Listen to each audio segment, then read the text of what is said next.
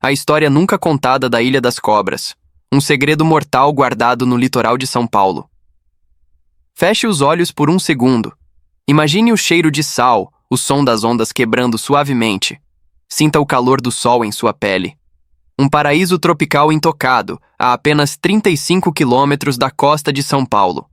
Agora abra. E veja o que realmente se esconde sob essa fachada de beleza. A Ilha da Queimada Grande.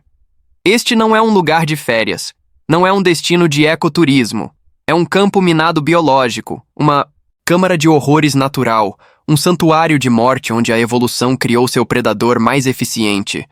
Um pedaço de terra onde a cada metro quadrado a morte te espera, camuflada, paciente e com um veneno que não apenas mata, mas derrete a sua carne, transformando seu corpo em um pesadelo disforme. Eu sou seu especialista em mistérios e garanto, o motivo pelo qual você não pode pisar lá é o segredo mais aterrorizante e mortal do Brasil. Fique até o final, porque a verdade sobre a Ilha das Cobras vai te fazer questionar cada passo que você dá na natureza. Você tem coragem de encarar o lugar mais perigoso do planeta? Seja bem-vindo ao canal onde desvendamos os mistérios que a história e a natureza tentam esconder. Por mais de 20 anos, eu mergulhei nas lendas e nos fatos mais sombrios do Brasil. Mas a Queimada Grande, ou a Ilha das Cobras, é diferente. Ela é o ápice do medo, um testemunho da força indomável da evolução. Olhe atentamente para esta ilha. Ela é pequena, compacta, com apenas 43 hectares de área, o equivalente a 43 campos de futebol. De longe, parece um refúgio de paz no meio do Atlântico, mas não se deixe enganar pela beleza traiçoeira. A Queimada Grande é uma armadilha mortal que flutua no mar. A gênese do isolamento. Para entender o terror, precisamos voltar no tempo há cerca de 11 mil anos, no final da última era do gelo. A Queimada Grande era, na verdade, uma montanha ligada ao continente. Mas com o degelo e a elevação do nível do mar, essa conexão foi submersa. A ilha se tornou um laboratório natural isolado. As serpentes que ficaram presas ali tiveram que se adaptar a um ambiente sem predadores terrestres e, crucialmente, sem as presas terrestres habituais. A ilha possui um relevo acidentado, com uma vegetação que varia de mata atlântica densa a áreas rochosas. O clima úmido e quente é perfeito para a proliferação de répteis. Mas o fator mais importante é a densidade populacional. Pesquisadores mais cautelosos estimam que a densidade média é de 1 a 5 cobras por metro quadrado. 1 a 5 cobras em cada passo que você dá. Em alguns pontos, essa densidade chega a ser de 1 cobra por metro quadrado. Pare e olhe para o chão onde você está. 1 metro quadrado. Agora, imagine uma jararaca-ilhoa ali, pronta para o bote. Agora, imagine que em um raio de 10 metros, há pelo menos 10 delas em cima de você, ao seu lado, esperando. Elas estão no chão, nos galhos, nas rochas, esperando o calor do seu corpo. Elas não fogem. Elas esperam. A cada passo, você está invadindo o território de dezenas de predadores famintos. É por isso que a Queimada Grande é considerada a segunda maior concentração de serpentes do mundo e a mais perigosa para o ser humano. É uma floresta onde o chão se move. O coração pulsante do medo na Queimada Grande tem um nome científico que ecoa como um aviso. Bothrops insularis, a jararaca-ilhoa. Ela não é apenas uma cobra comum. Ela é uma aberração evolutiva, uma rainha da morte que só existe ali, isolada do mundo por milhares de anos. Pense comigo, como uma cobra sobrevive e prospera em uma ilha sem presas terrestres, sem ratos, sem mamíferos? A resposta está no céu. Seu alimento principal são as aves migratórias que, exaustas da viagem, param para descansar na ilha. A jararaca-ilhoa se adaptou para se tornar uma caçadora aérea, uma predadora de emboscada que se move verticalmente, subindo em árvores e arbustos para atacar as aves em pleno voo ou no poleiro. Essa mudança na dieta forçou uma pressão evolutiva brutal sobre o veneno. As jararacas continentais podem picar uma presa e esperar que ela morra no chão. Mas se a jararaca-ilhoa picasse uma ave, e essa ave voasse para longe, morrendo no mar, a cobra perderia sua refeição. Para garantir que a presa não escapasse, o veneno precisava ser rápido, devastador, capaz de paralisar e matar em segundos. Essa necessidade evolutiva criou a toxina mais potente e eficiente do Brasil, um coquetel de morte que não dá chance à vítima. O veneno da jararaca-ilhoa é, segundo os cientistas do Instituto Butantan, 5 vezes mais potente que o da sua prima continental, a jararaca comum.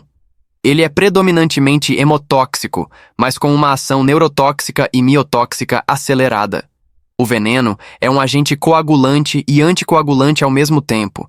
Ele destrói as paredes dos vasos sanguíneos, causando hemorragia interna maciça e incontrolável. O sangue perde a capacidade de coagular, escorrendo por todos os orifícios do corpo. Ele dissolve o tecido muscular, causando necrose que avança em uma velocidade assustadora. É como se um ácido biológico estivesse sendo injetado, desintegrando a carne ao redor da picada. Embora menos proeminente que o hemotóxico, a ação neurotóxica garante a paralisia rápida da ave, impedindo-a de voar. No ser humano, essa ação pode levar à falência renal e respiratória em poucas horas. Imagine a cena e sinta o terror. Você é picado. A dor é imediata, lancinante, como se um ferro em brasa tivesse sido cravado em você. Em poucos minutos, o veneno age. O inchaço é monstruoso. A pele ao redor da picada se torna preta, fria, morta. O tecido muscular se desfaz. Em poucas horas, se você não for resgatado e receber o soro específico, o seu corpo se torna uma massa disforme, irreconhecível. A morte ali não é lenta, é brutal, eficiente e deixa uma marca de horror que nem o tempo consegue apagar. A proibição de pisar na ilha não é uma medida burocrática. Ela foi escrita com o sangue de vítimas reais. A lenda mais famosa e a mais arrepiante é a do último faroleiro e sua família, uma história que se tornou o mito fundador do terror da ilha. O farol foi construído no início do século XX para alertar os navios, mas acabou se tornando uma prisão de pedra. A história mais aceita, e que a Marinha do Brasil tenta desmentir, mas que persiste entre os moradores da região, é a de que o faroleiro e sua família foram atacados em uma noite de tempestade. A chuva caía torrencialmente. As cobras, buscando abrigo e calor, invadiram a casa do faroleiro através das janelas e frestas. O pânico se instalou. O faroleiro, sua esposa e seus 3 filhos tentaram fugir desesperadamente. Eles correram para o barco, na esperança de alcançar o mar e a salvação, mas não conseguiram. A trilha até o mar, que deveria ser a rota de fuga, se tornou um corredor polonês de serpentes. Na manhã seguinte, seus corpos foram encontrados espalhados pela trilha, cada um com marcas de dezenas de picadas. O veneno foi tão rápido e violento que o resgate encontrou uma cena de horror indescritível. O sangue dele se misturou à terra da ilha, selando a maldição. Você consegue ouvir os gritos de desespero ecoando no vento a cada vez que o farol gira e ilumina a escuridão? A ilha não tem piedade e o farol se tornou um mausoléu. Mas não são apenas lendas antigas. Há relatos mais recentes de pescadores que, por ignorância, desespero ou pura imprudência, tentaram atracar na ilha. A ilha não faz distinção entre lenda e realidade. Ela apenas pune com a mesma ferocidade. Um caso notório que circula entre os marinheiros da região é o de um pescador que, precisando de água doce, ou talvez apenas de um lugar para se abrigar de uma ressaca, ignorou os avisos e as placas de proibição. Ele mal deu 10 passos na areia quando foi picado. Ele conseguiu voltar para o barco, em um ato de força de vontade sobre-humana, mas o veneno já estava agindo. O resgate foi uma corrida contra a morte, com o pescador lutando contra a necrose e a hemorragia. Quando ele finalmente chegou ao hospital, seu braço estava preto, inchado, e a necrose era irreversível. Ele perdeu o membro, mas sobreviveu para contar a história. Uma história que serve como um aviso sombrio e visceral. A ilha não perdoa a curiosidade, e a ganância é punida com a mutilação. Por que, apesar de todo o perigo, as pessoas continuam arriscando a vida para ir até lá? Além da ciência, há um motor muito mais antigo e poderoso: a ganância. A Queimada Grande é cercada por lendas de tesouros de piratas escondidos que teriam sido enterrados ali há séculos. A ideia de um tesouro incalculável, guardado por milhares de serpentes letais, é um chamariz poderoso que atrai aventureiros. E pior, biopiratas. O veneno da jararaca ilhoa vale uma fortuna no mercado negro. Um único exemplar pode custar mais de $30.000 no mercado internacional. Você trocaria sua vida por um baú de ouro, sabendo que o guardião é a morte em pessoa, rastejando em cada centímetro da ilha? E aqui está a ironia mais cruel e fascinante da Queimada Grande. O veneno que mata é também a nossa maior esperança. A jararaca ilhoa, essa criatura letal, pode guardar a chave para a cura de doenças terríveis que afligem a humanidade. O veneno, por ser tão potente, complexo e evoluído, está sendo intensamente estudado para o desenvolvimento de novos medicamentos. O Instituto Butantan, em São Paulo, é o epicentro dessa pesquisa. A jararaca ilhoa produz uma família de toxinas conhecidas como batroxinas. Essas toxinas são tão eficientes em dissolver o sangue que os cientistas acreditam que elas podem ser a chave para desenvolver tratamentos para doenças cardiovasculares. Componentes do veneno de outras jararacas já são usados em remédios revolucionários para a pressão alta, como o captopril, um medicamento que salvou milhões de vidas. O veneno da ilhoa, com sua potência única, pode ter propriedades que combatem o câncer, o Alzheimer e outras enfermidades degenerativas. Cientistas acreditam que a rapidez com que o veneno age pode ser a chave para desenvolver tratamentos que atuem com a mesma velocidade contra células doentes. É por isso que o acesso à Queimada Grande é estritamente controlado pela Marinha do Brasil e pelo ICMBio. Apenas pesquisadores do Instituto Butantan, devidamente autorizados, acompanhados por um médico, um militar e com o soro antiofídico específico em mãos, podem pisar na ilha. Eles vestem roupas especiais, à prova de picadas, que cobrem cada centímetro do corpo, e a tensão é palpável a cada passo. Eles não estão apenas fazendo ciência, eles estão desafiando a morte em seu próprio território. O que será que eles buscam de tão importante, de tão vital para a humanidade, para arriscar tanto em um lugar tão hostil? O que é mais assustador? O veneno que te mata em minutos ou a cura que está trancada em um inferno de cobras, esperando para ser descoberta?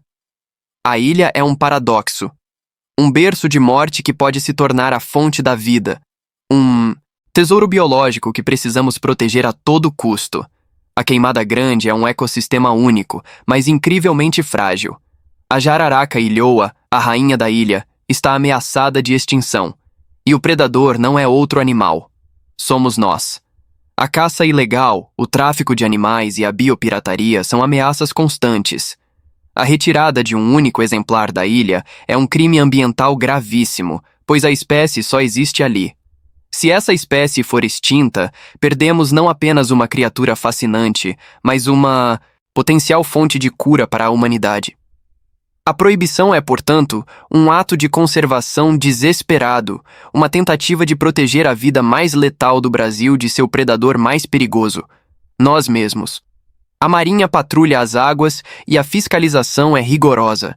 Tentar desembarcar sem autorização é um crime ambiental e uma sentença de morte autoimposta. A preservação da Queimada Grande é a preservação de um tesouro biológico inestimável. É a prova de que a natureza, quando deixada intocada, pode criar soluções que a ciência humana ainda está longe de replicar. A ilha é um lembrete sombrio de que, às vezes, o maior perigo para a natureza não são os predadores, mas sim a ganância humana, que destrói o que não pode dominar. Mas a história do farol não termina com a tragédia da família. O farol original, operado manualmente, foi desativado e substituído por um farol automático em 1920. Por que a Marinha optou por automatizar a operação, mesmo com a necessidade de manutenção periódica? A versão oficial fala em custos e logística. A versão não oficial, sussurrada pelos marinheiros mais antigos, é que nenhum faroleiro aceitava mais o posto. O terror era tanto que a ilha se tornou um tabu na comunidade marítima. Há relatos de desaparecimentos de técnicos de manutenção que, mesmo protegidos, nunca mais voltaram. O farol, hoje, é um esqueleto de concreto, uma testemunha silenciosa e enferrujada de um horror que a ciência tenta catalogar e a história tenta esquecer. O Instituto Butantan é a única instituição com permissão para extrair o veneno da jararaca ilhoa. Mas o que acontece nos bastidores dessas expedições? Os pesquisadores relatam que o silêncio na ilha é quase tão assustador quanto a densidade de cobras. O único som é o do vento e o farfalhar das folhas, que a qualquer momento pode ser o rastejar de uma Bothrops insularis. O processo de ordenha do veneno é uma dança com a morte. Cada cobra é manipulada com extremo cuidado e o risco de um acidente é constante. Há histórias de pesquisadores que, mesmo com a roupa de proteção, sentiram o calor do veneno na pele, uma prova da sua potência corrosiva. O Butantan mantém um estoque limitado do soro específico, um recurso precioso que é a única chance de vida para quem for picado. A jararaca ilhoa domina o imaginário, mas a ilha é um ecossistema completo. Existem outras espécies endêmicas, como a perereca de queimada grande, Synax insularis, que também evoluiu em isolamento. O estudo dessas espécies menores pode revelar segredos sobre a adaptação e a evolução biológica que são tão valiosos quanto o veneno da cobra. A ilha é um hotspot de biodiversidade, um laboratório natural que merece ser protegido não apenas pela cobra, mas por todo o seu conjunto de vida única. O medo da cobra, ironicamente, é o que protege o resto da vida na ilha da interferência humana. Se você sentiu o arrepio na espinha, se a tensão te prendeu do início ao fim, e se você agora entende o verdadeiro terror da queimada grande, mostre seu apoio. Deixe o seu like neste vídeo. Isso nos ajuda a continuar desvendando os mistérios mais profundos e perigosos do Brasil e do mundo. A Ilha da Queimada Grande não é apenas um ponto no mapa. É um monumento à força indomável da natureza, um laboratório de evolução e um cemitério de curiosos. Você viu o porquê ninguém pode pisar lá. Não é uma lenda, é uma questão de sobrevivência. A jararaca ilhoa, a rainha da morte, protege um segredo que pode salvar milhões de vidas. E enquanto a marinha patrulha as águas, o medo continua sendo o guardião mais eficaz. Se você gostou de mergulhar neste mistério e se a adrenalina ainda está correndo nas suas veias, inscreva-se no canal e ative o sino. E clique agora no vídeo que está aparecendo na tela. Nele eu conto a história de O Desaparecimento do Voo 447, o mistério nunca resolvido do avião que sumiu no Atlântico. Até a próxima!